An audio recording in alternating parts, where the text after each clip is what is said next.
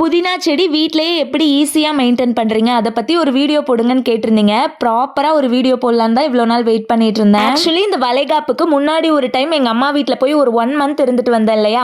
அந்த கேப்ல தண்ணி ஊத்த ஆள் இல்லாம என்னோட புதினா செடி எல்லாம் பாத்தீங்கன்னா இந்த மாதிரி கருகி போயிடுச்சு. அதுக்கப்புறம் புதுசா நட்டு வச்சு அதோட growth ஸ்டெப் பை ஸ்டெப்பா வீடியோவும் எடுத்து வச்சிருக்கேன். இதுக்கு ஃபர்ஸ்ட் நீங்க புதினா வாங்கின உடனே அதோட இலையெல்லாம் யூஸ் பண்ணிட்டு தண்டு பகுதியில அந்த வேர் இருக்கும் இல்லையா? அது மண்ணுக்குள்ள வர மாதிரி பார்த்து நட்டு வச்சு விட்டுருங்க. சில பேர் என்ன பண்ணுவாங்க, அந்த தண்டை ஒரு 4-5 நாள் தண்ணிக்குள்ள போட்டு வச்சு நல்ல வேர் வர விட்டு அதுக்கப்புறம் எடுத்து நடுவாங்க. ரொம்ப பிஞ்சு தண்டா இருந்தா அந்த மாதிரி பண்ணிக்கலாம். நல்ல முத்துன வேர் இருக்க தண்டுனா நீங்க வாங்கி யூஸ் பண்ண உடனே நட்டு வச்சுக்கலாம். கரெக்டா நட்டு வச்சு 8வது நாள் இந்த மாதிரி ஒவ்வொரு தண்டுல குட்டி குட்டி இலையா வந்திருந்துச்சு. 12வது நாள் ஆல்மோஸ்ட் எல்லா தண்டுமே நல்லா வேர் பிடிச்சு இலை விட்டுருந்துச்சு. அதுக்கப்புறம் ஒரு 2 வீக்ஸ் தான் கேப். நான் ஊருக்கு போயிட்டு வளகாப்பெல்லாம் முடிச்சுட்டு வந்து பாக்குறேன். இந்த மாதிரி தளன்னு வளர்ந்துருந்துச்சு. அவ்வளோதான். அதோட தண்டை நட்டு வச்சு விட்டுட்டு காலையிலயும் சாயந்தரமும் டெய்லியும் தண்ணி மட்டும் ஊத்திட்டு வாங்க. மருந்தடிக்காத ஃப்ரெஷ்ஷான மின்ட் லீவ்ஸ் நம்ம வீட்லயே பறிச்சுக்கலாம்.